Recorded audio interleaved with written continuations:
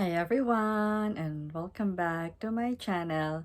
So today papakita ko sa inyo kung paano ginagamit ang NIVEA cream. So itong NIVEA cream is already 100 years in the market. So ibig sabihin maraming gumagamit nito at siguradong effective siya. Okay. So ganito ang consistency niya ha. So, usually, ang ginagamit to as hand moisturizer. So, pag nag-apply ka, medyo kakapalan mo siya. So, ganyan lang siya. So, sa other side, ganun din. Okay. So, para sa akin kasi, mas maganda siya gamitin sa kamay kaysa sa lotion. Kasi mas creamy nga siya. And then, usually, gagamitin mo siya sa gabi. And then, after mo siyang lagyan, magsuot ka ng cotton gloves. And then, let it stay overnight. So, pag isang mo sa umaga, mafe-feel mo na malambot na yung kamay mo. Sobrang smooth niya. Okay? So, aside from sa kamay, pwede mo rin siyang gamitin sa iyong elbow. So, pagka naglagay ka, medyo kapalan mo. Ganyan, ganyan siya. Yan. So, aside from elbow, pwede mo ring lagyan ng iyong knees. So, pwede mo siya. Lagyan mo yung knee, like this. At yung back of your knee.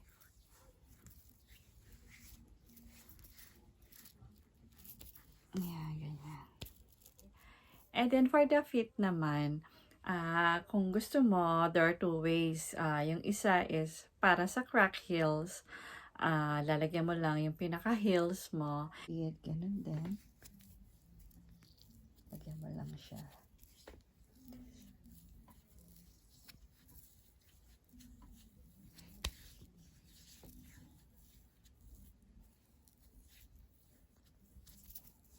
And then, cover it with socks and before going to bed, so let it stay overnight.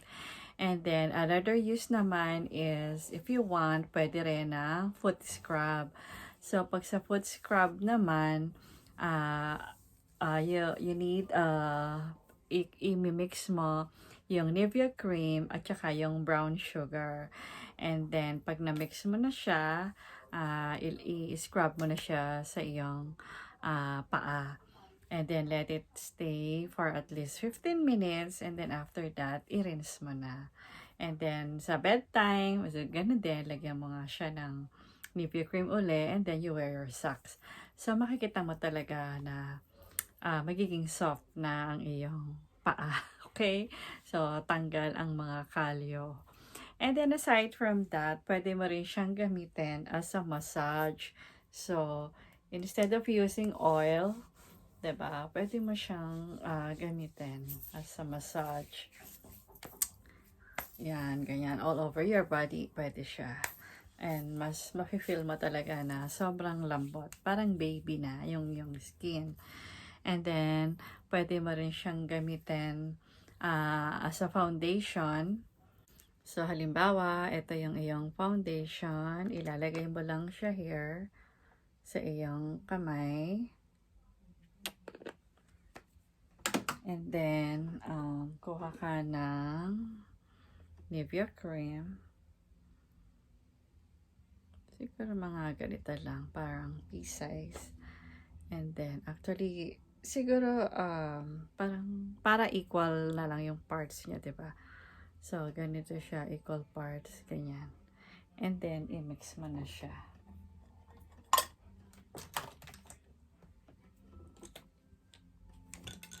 So, ganyan lang siya. And then, i-mix mo lang siya. Like this. Kita ba? And then, tsaka mo siya i-apply. So, try natin i-apply here. Ganyan. So, mafe-feel mo, mas smooth yung iyong foundation. So, sige, ilagay na natin sa lahat.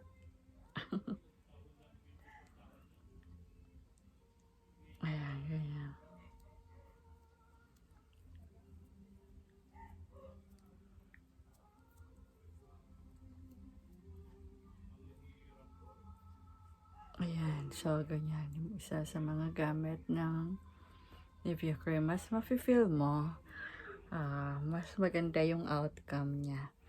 Dahil dun sa NIVEA cream. Okay, pansin mo. So, ayan. So, isa sa mga gamit ng NIVEA cream.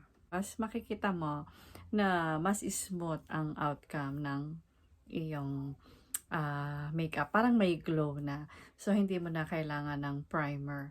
Kasi nga, minix mo na siya sa iyong foundation. So, parang mas glossy ang effect ng, at saka hindi nagde-dry ang iyong skin. Okay? And then, another use ng NIVEA cream is pwede mo siyang gamitin as makeup remover. So, using NIVEA cream as a makeup remover. So, ganito lang gagawin niya. Okay, lagyan mo lang siya all over your face and neck. And then, spread mo lang like this.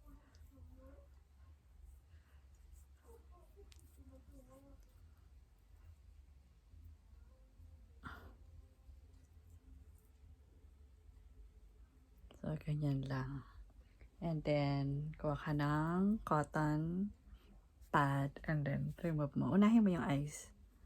Kasi usually ito ang makapal. So, see. Pwede siyang makeup remover.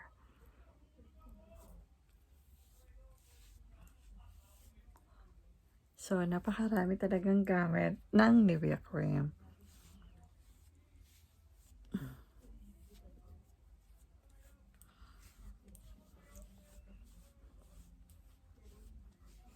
So, ganyan lang siya. Kita mo. Then, you can repeat it hanggang sa makita mo na wala nang natirang makeup. Okay? Ganyan lang. So, ganyan lang siya. Paggamit ng makeup remover. Okay? Kahit sa lipstick, pwede din siya. So, ganito lang. I-dab mo din siya.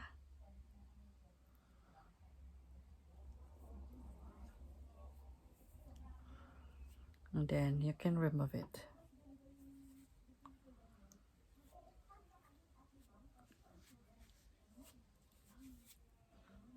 Okay?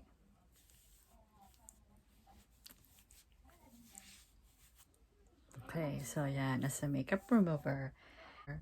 So, pagtanggal mo ng makeup, and then apply ka again, yun naman yung moisturizing na face mask. So, before going to bed, ganito ang gagawin mo. Actually, mas maganda kasi talaga is mas makapal. So, never mind kung malagkit siya kasi nga, ang importante rito is yung pagising mo. Makikita mo talaga na super soft na ang iyong skin. So, ganyan siya talaga kakapal.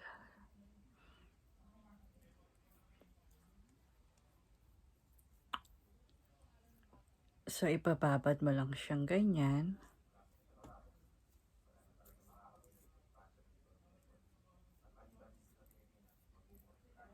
Yan. So, ito yung ating moisturizing face mask using NIVEA cream. So, isama lagi natin ang ating neck. Okay? So, ganyan siya.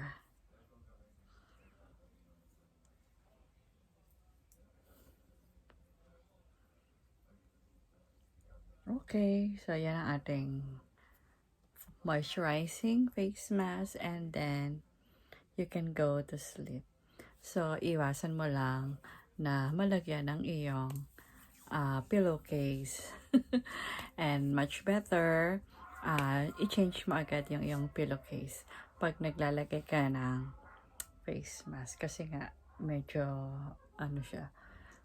So, ayan. So, mas maganda naka-aesthetic ka lang. Ganyan. So, huwag ka nang mag-sideways ng pagtulog.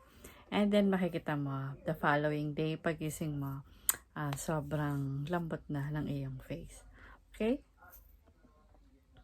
So, yun yung mga gamit ng NIVEA cream. So, kung meron pa kayong ibang alam kung paano gamitin ng NIVEA cream, please comment down below para at least makadagdag din sa aking mga kaalaman. Okay? So, yun lang aking ma-share sa inyo for today. Please don't forget to like and subscribe to my channel and click the notification bell para ma-update kayo sa aking next videos. Okay? So, thank you for watching. Bye!